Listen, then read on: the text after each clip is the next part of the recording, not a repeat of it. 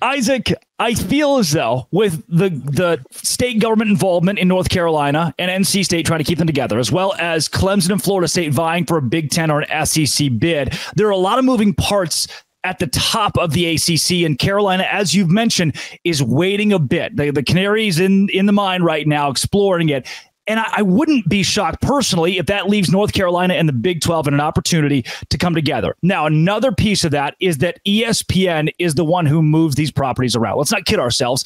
ESPN's the one who makes a lot of these decisions at the very top because they control things. North Carolina sits in the 30 to 40 range in revenue over the last 20 years per the EADA, alongside schools like Oklahoma State and TCU. So it wouldn't be that financially insane to see them in the Big 12. What say you? Would you be shocked if that's how this shakes out in a couple of years, that North Carolina and even North Carolina State both are Big 12 teams? It wouldn't shock me, Drake, because nothing shocks me anymore, right? Okay, between the whole realignment landscape, between the transfer portal landscape. Oh, wait a second, Isaac. I just got an update. Rutgers and USC are playing in a conference game in November.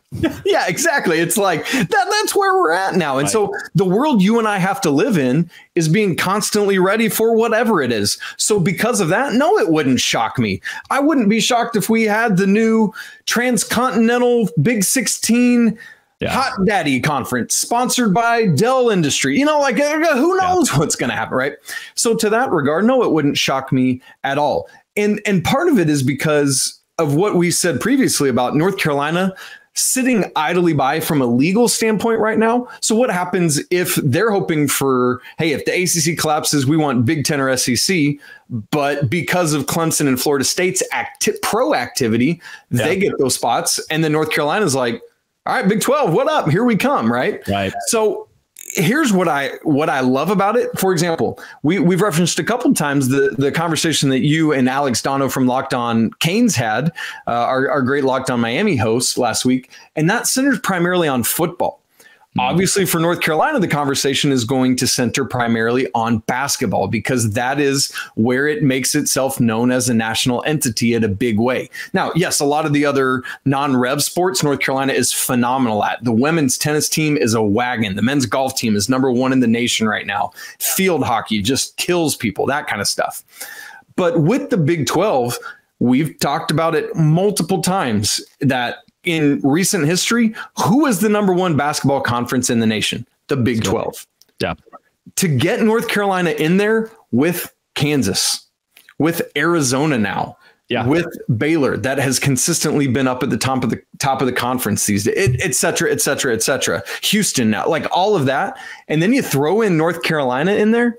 I mean, Drake, no one would touch that ever. And so from that standpoint, it makes a crud ton of sense to me. I think it's also worth noting again that from a revenue standpoint, the last 2 decades, which is a good like federal revenue from athletics, North Carolina is close to an Arizona and again an Oklahoma State and a TCU. I think from a basketball standpoint, Arizona State, even Arizona fans probably a year ago were thinking, I don't know if I want to join the Big 12. But then wait a second, if basketball is our cash cow here, if that's what's really putting us on the map, then it's okay to do that. And for North Carolina, I am to the point at least where if it's decided that North Carolina and North Carolina State have to go together, it may be the Big 12 that makes the most sense. Because I don't know if I see Petiti and the Big 10 sticking their neck out for an NC State, and the SEC certainly won't. Isaac, with that, is there a way that the money can break the two apart, or could that be, not to say NC State's a bad program, but it certainly weighs down North Carolina when you compare the two? Yeah, I mean, because if legally the state is tying these two together, that's tough. With all due respect to the Wolfpack, it's going to be like an anchor weighing North Carolina down while they're trying to swim to a different conference, if that's what we get to. And you know, you and I say that with all due respect to our our brother Kenton. He was getting fed up thinking about this right now because he knows I'm bashing NC State, but it just is what it is from a standpoint of that both state and national recognition. University of North Carolina is the entity, whereas NC State, it just is not, right? And so I think that's where that is. How can North Carolina, if they have to, free themselves not only from the ACC, but from the state at the legal, We'll just say legislative level, tying them to NC State. Yeah, I think the case with NC State, they sit with BC and Rutgers in the mid-50s in revenue over the last 2 decades. So, right, it sucks that you would say they weigh you down and they're an anchor, but from a revenue standpoint, again, I keep using that word because that's what we have to point to in these conversations.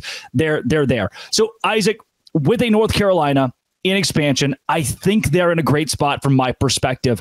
When you think about UNC and how much leeway, power, brand prowess, they're way far away from a category like a Boston College who's worried about their future, or an Oregon State in their future in college athletics.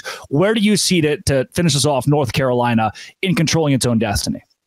I think that's what makes it such a good spot to be in, when there are multiple conferences who have said they want you. I think that's another part of the reason why you can kind of sit and wait a little bit, because it's like, oh, we've got bargaining power here because y'all already came out and said you want us. So let's hear it. What's the offer in this NIL landscape? Everybody gets that. Like, how let's get into a bidding war here. You want us? What are we talking about? Right. Because we've seen so many schools like SMU has basically said, look, we're not going to take any media shares for X number of years. I can't even remember how it is. 9 years to the ACC. But I don't think North Carolina would have to make any concessions like that because they're such a desired commodity. So I do have a good deal of peace of mind. And I would imagine that Bubba Cunningham, the athletic director, and the rest in control at North Carolina do as well. I'm going to label myself the defense attorney here. I'm standing up for the Big 12 in the conversation. My closing statement would be, for the ACC, revenue is only going down. I am worried the ESPN contract will not be renewed past 2027. Clemson and Florida State both want out. The addition of Cal, Stanford, and SMU is not pushing the envelope enough, especially when one of those teams is paying to be there for nearly a decade, whereas a conference like the Big 12 is on the up. Adding an Arizona or a Colorado, adding a Utah, who's a juggernaut in football for the last decade at the very least, or Kyle Whittingham, the Big 12 is in a good spot. And I do not believe if North Carolina ends up, I will say it, falling to the Big 12, past the Big 10 or SEC, that it would be a bad thing for either party. I think it could work. That's Isaac Shade. Isaac, for listeners of Locked On Big 12 who want more of your stuff and Locked On College Basketball, Jazz, where can they find you?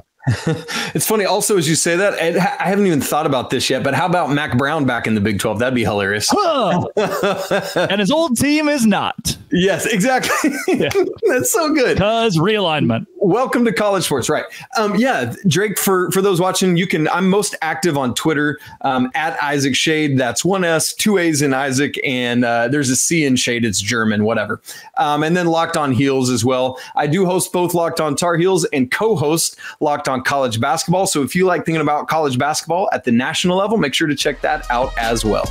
That's Isaac Shade. He's got great hair. I'm Drake Toll. I have a bad sunburn all around my face. This has been, it always will be, Locked On. Thanks for making these shows your first listen every single day. Tar Heels and Dose Grande.